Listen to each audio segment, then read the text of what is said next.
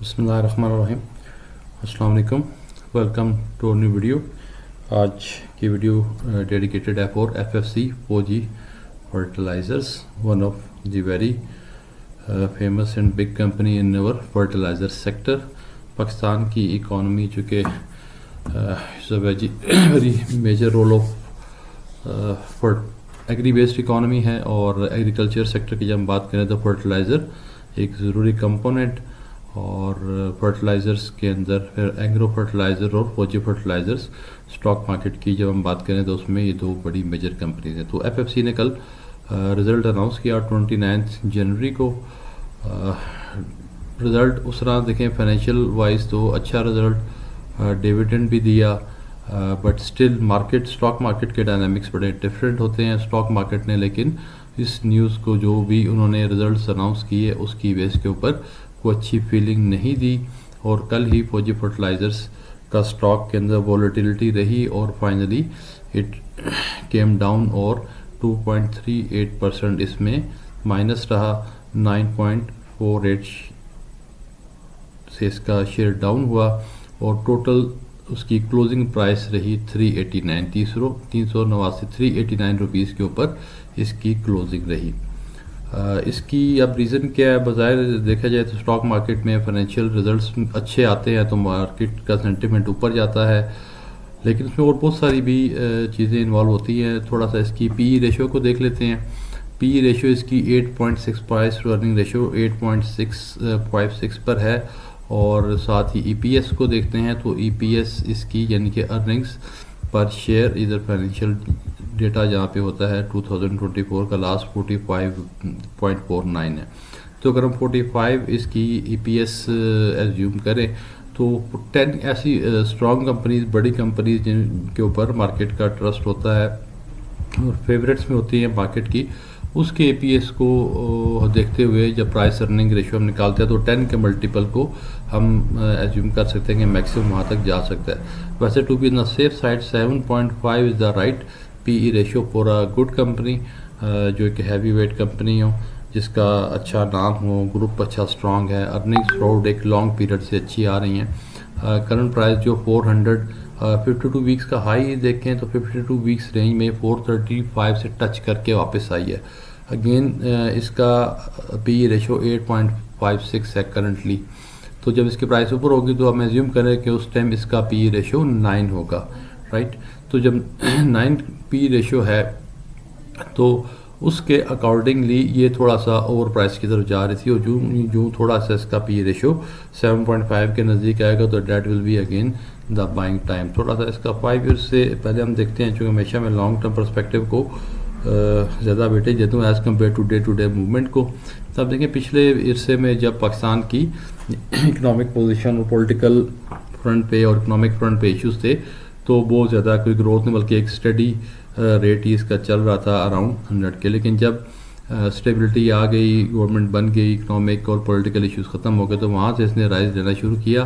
तो पिछले एक साल से लगातार 2024 सारा एक्स्ट्रा ऑर्डिनरी रिजल्ट रहा। अगर हम 1 ईयर का डेटा देखें तो उसमें समवेयर अक्टूबर से इसने प्रॉपरली अपसाइड कंटिन्यूसली देना शुरू की। अब द पॉइंट इसके यही कंपनी थी, यही इसके मामला थे, यही फाइनेंशियल्स की चीज़ें थी, कुछ चेंज आई है उसके बारे में बात करते हैं। तो उस टाइम इसकी प्राइस 182 रुपीज़ थी। मैं एग्जैक्ट ग्राफ में डाटा डेट वाइज आपके सामने आ रहा है। सितंबर 16 2024 को इसकी प्राइस 182 रुपीज़ थी, और इसका हम डबल कर दें तो it becomes 365 rupees almost, right. तो अभी साल पूरा नहीं हुआ, ऑलमोस्ट 6 मंथ्स हुए हैं, बल्कि इसको हम 6 मंथ्स के डाटा में जाके देख लेते हैं। तो वहाँ से हमें पता चला कि 6 मंथ्स पहले जुलाई के अंदर जुलाई 30 को और 1 अगस्त को इसकी 187 रुपीज़ प्राइस थी, राइट। तो अभी अगस्त के महीने को मिला के और अभी हम जनवरी के अंदर खड़े हैं, जनवरी ऑलमोस्ट क्लोज हो रहा है, तो अराउंड 6 मंथ के डेटा के अंदर भी मोर देन 100% से ज़्यादा की ग्रोथ आ चुकी है। अच्छा, अब इसकी कल की एक दिन की अगर हम डिक्लाइन को देखें या 1 मंथ के डिक्लाइन को देखें तो पीपल से जिन्होंने यहाँ से इसको देखा कि ये मार्केट डिक्लाइन क्यों हो रही है, लेकिन हमने इसको एक लॉन्ग टर्म होराइजन में देखना होता है। सिर्फ एक दिन 2 दिन की न्यूज़ से ऊपर से उसको नहीं देखना होता। और 6 मंथ्स का डेटा जो है उसमें तो कंटिन्यूसली इसमें अपसाइड है और 100% ये अमाउंट जो है डबल हो चुकी है। पाकिस्तान में कोई ऐसा और एवेन्यू इन्वेस्टमेंट का आप बता रहे हैं जिसमें बैंक्स ले लें या गोल्ड ले लें, इवन किसी के बिजनेस ले लें कि पैसा 100 और विदाउट डूइंग एनीथिंग आपने इसमें इन्वेस्टमेंट की हुई है तो 100% आपकी इन्वेस्टमेंट डबल हो चुकी है। तो स्टिल जो लोग कल के रिजल्ट को देख के, कल की यानी मूवमेंट को देख के कंपनी ने इतना अच्छा रिजल्ट दिया फिर भी शेयर डाउन है, तो व्हाट हैपन कि इसने थोड़ी सी करेक्शन ली।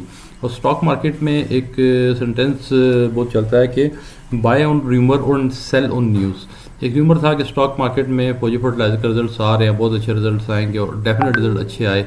और उसमें एक अहम रोल कंट्रीब्यूशन जो है वो मर्जर का भी हुआ है कि इन्होंने अपनी जो सिस्टर कंसर्न है या फौजी फर्टिलाइजर बिन कासिम उसको इन्होंने फुली टेक ओवर करके और ये टेक ओवर के मर्जर हो गया। और फाइनली अब जो मर्ज एंटिटी है उसके वाले से डेटा भी हमने फौजी फर्टिलाइज़र के ऑफिशियल पेज से, क्योंकि स्टॉक मार्केट में जो इन्फॉर्मेशन है वो हम ऑफिशियल सोर्स से प्रेफर करते हैं, तो इसमें क्लियरली मैंशनड है कि क्या क्या मामलात हुए। तो मैं थोड़ा सा इसको रीड भी कर लेता हूँ और आप इसको देखना चाहें तो फौजी फर्टिलाइजर्स के फेसबुक पेज से जाके देख सकते हैं कि FFC has announced it's financial results for the year ended December 31st, 2024 in its board meeting held on January 29 जो कल का दिन था उसको बोर्ड मीटिंग हुई। और the company took over a major step forward in expansion through merger of Fauji fertilizer Bin Qasim into Fauji Fertilizer Company Limited by the scheme of arrangement as sanctioned by the Lahore High Court Rawalpindi bench effective July 1, 2024. FFBL Fauji Fertilizer bin Qasim board stands dissolved and the board of FFC continues its oversight role as the board of the merged entity. Fauji Fertilizer bin Qasim को fully उन्होंने take over कर लिया, मर्ज हो के अब नई company बन गई और कोर्ट के थ्रू इसके प्रॉपर अरेंजमेंट्स सारे मुकम्मल हो गए। आप थोड़ा सा अपने बिजनेस की तरफ ही बता रहे हैं कि combined urea production stood at 2,842,000 tons which also include 287,000 tons by Bin Qasim plant during the second half of the year. अब इनकी सेल्स बहुत एक्स्ट्रा ऑर्डिनरी, बल्कि आगे हम जाके उस पर बताते हैं जो बड़ी थी उसमें बिन कासिम की भी जो सेल्स है वो भी शामिल थी। Aggregate urea off take recorded 2,942,000 tons, total DAP sales to date 653,000 tons. The merged entity recorded a profitability of 64.7 billion. तो मर्ज्ड एंटिटी की जो कंबाइंड प्रॉफिटेबिलिटी है is a huge figure, 64.7 billion का इन्होंने प्रॉफिट शो किया। This increase is attributed to the combined combination of FFPL's financial results for the second half of the 2024 in addition to record investment income and dividends from strategic investment besides effective cost control by the company. Company ने other investments भी की, उनके भी अच्छे result आए, cost cutting भी की, merger हुआ, फौजी फर्टिलाइजर बिन कासिम की सेल्स में इंक्लूड हुई और सब चीज़ें मिलाकर 64 बिलियन का एक अच्छा हैंडसम प्रॉफिट जो है कंपनी ने अर्न किया।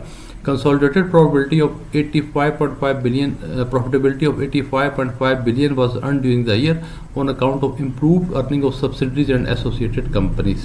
क्योंकि बड़ा ग्रुप है, फौजी ग्रुप है, सब्सिडीज भी हैं, स्टूडेंट स्टेकिंग्स हैं, इन्वेस्टमेंट्स हैं और ऑफ कोर्स एग्रीकल्चर सेक्टर है जो बैकबोन ऑफ द इकॉनमी है। और फर्टिलाइज़र जिनका बैकग्राउंड है एग्रीकल्चर, दिन हो गया फर्टिलाइज़र के बगैर एग्रीकल्चर का कोई कंसेप्ट नहीं है, यू नीड टू। और मैं इनके प्रोडक्ट्स के बारे में भी थोड़ा सा आपको बताएंगे कौन कौन सी प्रोडक्ट्स इनकी हैं, very famous products for the agriculture sector. और कंपनी ने combine contributed a substantial 94.11 billion towards the government treasury through taxes and levies in 2024. The combined import substitution saved the country precious foreign exchange worth $1.4 billion for the year. अच्छा, $1 billion की figure हम सुनते रहते हैं IMF से, $1 billion के लिए हम जो है कितना ज़्यादा स्ट्रगल करते रहे। तो इस कंपनी ने जो इंपोर्ट सब्सटीट्यूशन की यानी कि इंपोर्ट सब्सटीट्यूशन से मुराद ये है कि वो चीज़ें जो पहले हम इंपोर्ट करते थे लाइक फर्टिलाइज़र जो इंपोर्ट हमें करना पड़ता है वो उन्होंने फॉरेन शेयर्स में सेव करके उसकी लोकल प्रोडक्शन करके वो चीज़ यहाँ से हमें प्रोवाइड की जा रही हैं। So good company, good prospects, good sector. और finally the board declared a final dividend of 21 per share. 21 per share का फाइनल डिविडेंड है, इंटरिम डिविडेंड उसके अलावा 15 पर शेयर उसके अलावा है।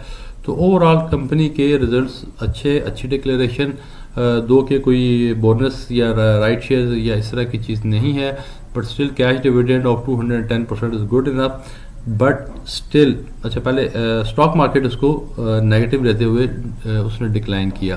तो ये चीज़ आप लोगों को समझानी पर्पज़ होती है कि जो स्टॉक मार्केट की 1 डे मूवमेंट को बिल्कुल भी हमने नोट नहीं करना, बल्कि 1 मंथ को की बजाय एटलीस्ट 1 ईयर का डेटा देखें, 6 मंथ का डाटा देखें, और जिसमें कंटिन्यूस में अपसाइड नज़र आ रही है और करेक्शन ड्यू थी जो करेक्शन हो रही है, और जिन लोगों को पहले से कुछ इन्फॉर्मेशन थी कि इसने क्या इन्फॉर्मेशन देनी है, क्या फर्चर रिजल्ट्स आएंगे, उन्होंने नीचे से बाइंग की और ऊपर जाके उसको हाईएस्ट लेवल पे जो 435 तक ये प्राइस की, इस टाइम ज़ाहिर है कोई बेच रहा था और कोई सेल कर रहा था। सेल वही कर रहे थे जिनको इन्फॉर्मेशन थी क्या क्या होने वाला है, या जिन्होंने निचले रेट के ऊपर बाइंग की हुई थी तो उन्होंने सेलिंग की। अब जिन्होंने 435 पे बाइंग कर ली है इसमें कोई परेशानी वाली बात नहीं है, but they have to wait. Market की ये साइकिल्स हैं और डेफिनेटली उन्होंने बेनिफिट लिया जिन्होंने 6 महीने पहले इसको नीचे से 180 से ये इसकी जर्नी शुरू हुई अपसाइड की, और 200 के ऊपर इसको बाय किया, 250 पे बाय किया, या एक जिस तरह एक मार्केट की फोर्सेस चलते हैं नीचे से बाइंग करनी शुरू करते हैं और कंटिन्यूसली अपसाइड मोमेंटम बनाते जाते हैं, बाई करते जाती हैं अपनी एवरेज बाइंग। सपोज जिन्होंने 435 पे सेल किया, अगर उनकी एवरेज बाइंग का रेट को 250 के अराउंड हुआ तो स्टिल उन्होंने 180 पर शेयर का अच्छा जब प्रॉफिट नज़र आ रहा है तो वाई नॉट को उन्होंने बुक करना ज़रूरी था। इसमें इंस्टीट्यूशनल इन्वेस्टर्स भी आ जाते हैं, म्यूचुअल फंड्स भी हैं एंड अदर बिग प्लेयर्स। तो स्टॉक मार्केट को रिटेल इन्वेस्टर्स के लिए मशवरा यही है कि आप इसको डे टू डे ना देखें, 6 मंथ्स का डेटा देखें। कंपनी डेफिनेटली अच्छी होनी चाहिए, लॉन्ग टर्म पर्सपेक्टिव उसका ठीक होना चाहिए, और डे टू डे मूवमेंट्स को आप बिल्कुल भी उसकी परेशान ना हो। और फाइनली अब इसके बारे में इन्वेस्टमेंट स्ट्रेटजी क्या है, जस्ट गाइडलाइन है, टिप है, बाकी फाइनली यू कैन डू। अभी ये 389 है, मार्केट करेक्शन साइड पे है, इसको थोड़ा सा और नीचे आने दें, और अगर 45 की हम EPS को एज्यूम करते हैं तो हमारा जो फार्मूला है उसके मुताबिक भी कि 7.5 का प्राइस अर्निंग रेशियो हो तो वहाँ से आप इसको दोबारा बैंक कर सकते हैं। अभी ये 8.5 है, इसको थोड़ा सा डेली बेसिस पे आप स्टॉक मार्केट की साइड से इसको देखते रहिए, या 1 वीक के बाद दोबारा इस पर रिव्यू एक छोटी सी क्लिप डाल देंगे।